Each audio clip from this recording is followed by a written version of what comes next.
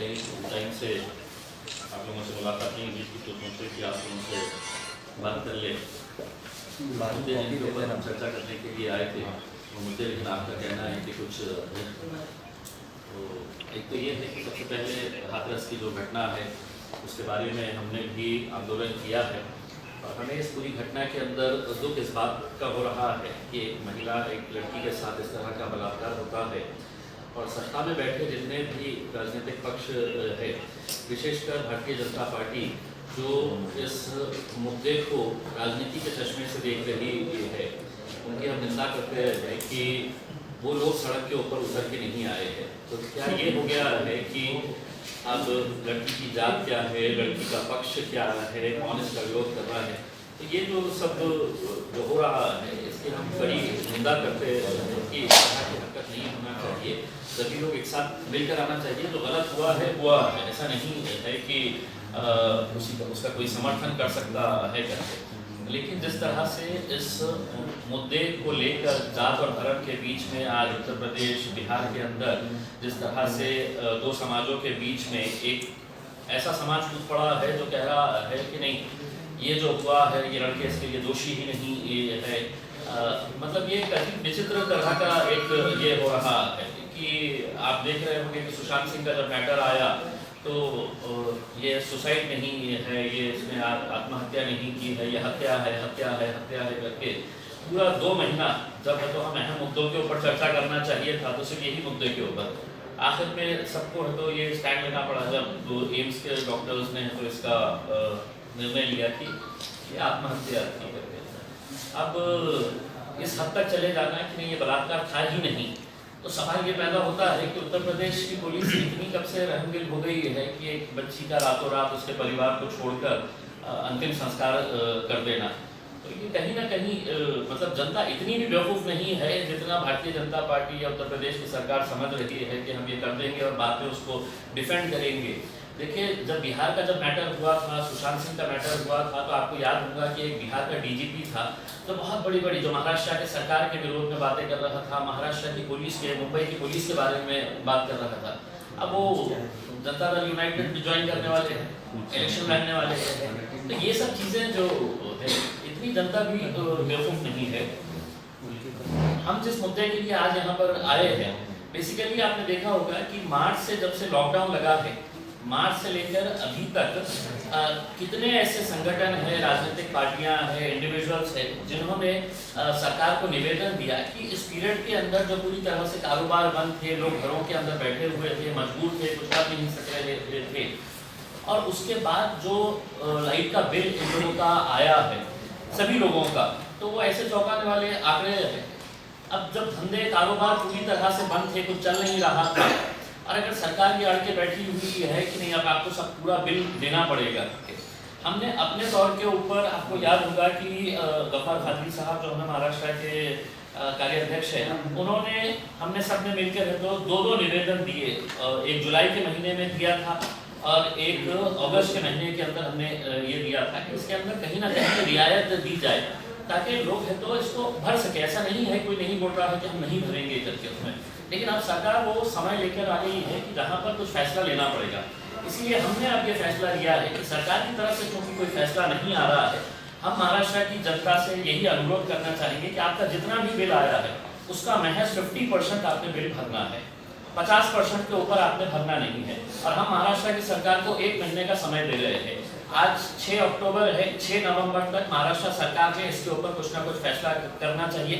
हम 50% भरेंगे, जिसका भी 10,000 आया है 5,000 भरो, 20,000 आया है 10,000 भरो, तो बाकी का जितना भी 50% का है उसके ताल्लुक से सरकार ने 1 महीने के अंदर कोई निर्णय लेना। अगर वो निर्णय नहीं लेती है तो मजबूरन हमको MSEDCL के खिलाफ एक नॉन कॉपरेशन मूवमेंट लॉन्च करके पूरे महाराष्ट्र की जनता को हम ये अनुरोध करेंगे, चाहे वो कारोबार करने वाले छोटा व्यापारी हो, रेसिडेंशियल वाले हो या बड़ा कारोबार करने वाले लोग हो, जब सबको ही नुकसान हुआ है तो वो नुकसान को देखते हुए 6 नवंबर तक अगर सरकार फैसला नहीं करती है तो महाराष्ट्र की अगर पूरी जनता ने अगर तय कर ली कि अब हम है तो इनका साथ नहीं देंगे करके, उसमें अगर हमने सबने अगर ये तय कर लिए है कि हम नवंबर के बाद से तो 1 रुपये का बिल नहीं भरेंगे, आप कितने लोगों का के ऊपर एक्शन लेंगे, काटने का ये करेंगे करके, ये जनता की मांग है, हम इसके ऊपर से हमने पूरा डिटेल हमने स्टडी किए है। देखिए, आपको ये बताना बहुत ज़रूरी है कि सरकार अगर चाहे तो क्या नहीं कर सकती है। सरकार अगर चाहे तो बहुत कुछ माफ़ कर सकती है, सरकार ने किया भी है बहुत सारे इसके ऊपर माफ़। हम ये चाह रहे हैं कि इसके ताल्लुक से भी एक उदाहरण के तौर के ऊपर मैं लोकसभा के अंदर एक इंडस्ट्री के ताल्लुक से एक मैं भाषण दे रहा था। देखिए, पिछले जब से मोदी सरकार आई है, इन्होंने किन किन लोगों के कर्जे माफ किए हैं और किन किन लोगों को पैसा लेकर ये बोला है कि तुम उड़ जाओ यहाँ से। जैसा ललित मोदी 125 करोड़ रुपये, 100 नहीं हाँ, ललित मोदी 125 करोड़ रुपये 2015 में भाग गया। कहाँ है? तभी माल्टा में है। बहुत अच्छा एक आइलैंड है माल्टा। 2015 यानी कि मोदी सरकार से। विजय माल्या 9000 करोड़ रुपये 2016 में हवाई जहाज में बैठे इंडिया को बाय बाय करे और लंदन, अभी लंदन में है, 9000 करोड़ रुपये। जतिन मेहता 7000 करोड़ रुपये 2016 में हवाई जहाज में बैठे और कैरिबियन आइलैंड, बहुत ही खूबसूरत जो आइलैंड है वहां पे चले गए। ये आपको और मेरा पैसा लेके उड़े गए। मेहुल चोकसी 14,357 करोड़ रुपीस, 14,357 करोड़ रुपये 2018 मोदी सरकार। 2018 में प्लेन में बैठे कैरिबियन चले गए। कैरिबियन बहुत ही खूबसूरत आइलैंड है। नीरव मोदी 22,000 करोड़ रुपये 2018 बैठे, अभी लंदन में है। तो ऐसे अगर कुल मिलाकर अगर देखें कि अभी बैंक ऑफ महाराष्ट्र के जो बैंक एम्प्लॉयज एसोसिएशन के जो सेक्रेटरी है ऑल इंडिया के देवीदास पुटकर साहब, उन्होंने हमको कुछ आंकड़े दिए थे कि कितने लाख करोड़ रुपया गवर्नमेंट ने ऐसे ही उनके करीब के जितने भी लोग हैं उन लोगों को माफ किए हैं या उन लोगों को कर्जा दिए हैं। ये दोबारा कर्जा, जैसा अडानी ग्रुप के ऊपर आपको कितना दिया है लोन पता है आपको? मतलब इसमें से हम कितने भी अगर बैठ के अगर वो आंकड़े को अगर लिखना चाहे तो 1.37 लाख करोड़। अब उसको लिखते कैसा है, मैं खुद कंफ्यूज हो गया था कि इसको लिखूं कैसा करके। 1.37 लाख करोड़ रुपए ये सिर्फ अडानी ग्रुप को दिया। अब इतने सारे लोग ये पैसा लेकर उड़ गए हैं। हम क्या कह रहे हैं कि जो छोटा आदमी जो घर में रहा है, जो मजदूरी करने के लिए जाता था, जिसका लाइट का बिल 100 यूनिट के नीचे आता था। देखिए, सिर्फ अगर आंकड़े की अगर हम बात करते हैं तो औरंगाबाद सिर्फ अगर हम जिले का अगर एक रेवेन्यू अगर निकाले हैं कि लाइट का बिल से कितना जनरेट होता है पैसा MSEDCL को, तो एक रफ अनुमान ये है कि 300 करोड़ से 400 करोड़ औरंगाबाद जिले का, 300 करोड़ से 400 करोड़ रुपए के बीच में औरंगाबाद जिले का। और पूरे मराठवाड़ा का कितना बिल जनरेट होता है, MSEDCL को कितना पैसा मिलता है, तो वो 600 करोड़ से 700 करोड़ रुपए। अब आप सोचिएगा कि सिर्फ औरंगाबाद जिले का, जिस जिले का नेतृत्व मैं करता हूँ, वहां से अगर 400 करोड़ और पूरे मराठवाड़ा से अगर 700 करोड़, तो उसका रीजन ये है कि हमारे पास इंडस्ट्रीज है, बड़ा शहर है, कारोबार ज्यादा है। अब इनमें से सिर्फ औरंगाबाद शहर की अगर हम बात करते हैं तो 2.5 लाख जो कंज्यूमर्स है, रेसिडेंशियल कंज्यूमर्स है 2.5 लाख, उसमें से 1.5 लाख ऐसे कंज्यूमर्स है जिनका महीने का एवरेज बिल जो आता है वो 100 यूनिट से नीचे आता है। यानी कि सरकार अगर इसके ऊपर फैसला करती है कि हम या तो यूनिट वाइज आप कम करें कि हम आपका तो हर महीने का 150 यूनिट 200 यूनिट हम आपका हर महीने का जितना भी बिल आया है उतना करें, या नहीं तो सरसकट मार्च से लेकर अभी तक जितना बिल आया है उसका 50% हम भरेंगे। 50% अगर आप नहीं भरेंगे तो हम अगले महीने से है तो बिल ही नहीं भरेंगे। और मैं महाराष्ट्र की जनता को ये कहना चाह रहा हूँ, जबकि मैं आपको आंकड़े दे रहा हूँ तो ये आपके पैसे हैं। अगर ये मोदी लेके जाते हैं, मोदी मतलब ये मोदी नहीं, लेकिन इत्तेफाक से होता है कि नाम बहुत सारे जो बेमानों के हैं, ललित मोदी है, नीरव मोदी है, तो ये जो पैसा लेके चल जा रहे हैं, ये 2 मोदी ने है तो कितने हजार करोड़ लेके चले गए हैं। फिर ये विजय माल्या, जतिन मेहता, मेहुल चोकसी, तो ये जो पैसा लेकर जा रहे हैं इनके ऊपर कोई कार्रवाई नहीं हो रही है। ये हवाई जहाज में बैठ रहे हैं, टाटा बाय बाय करके निकल जा रहे हैं।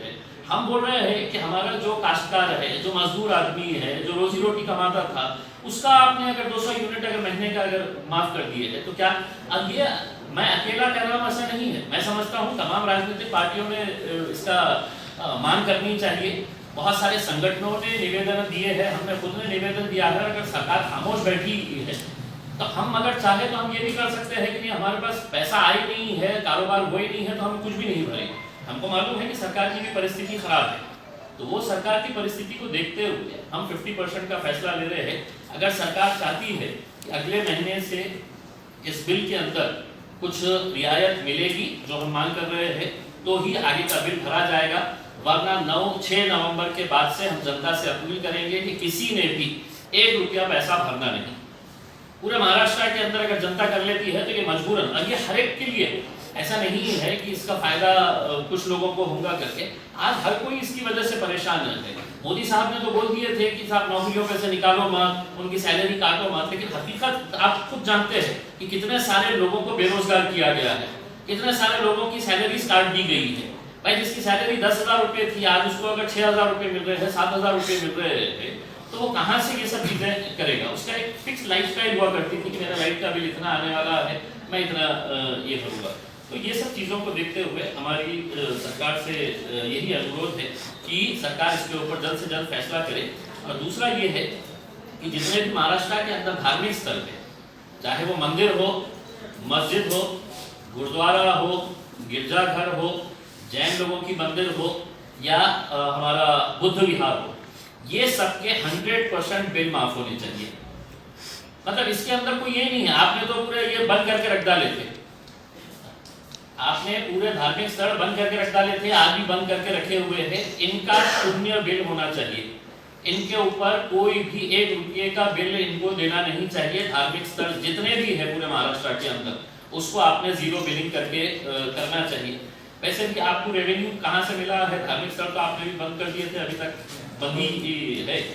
आपने शराब की दुकान, तो पैसे भी आपका रेवेन्यू जो आया हुआ है तो उसको कंपनसेट कर दीजिएगा। हमारी तरफ से ये था, आपकी तरफ से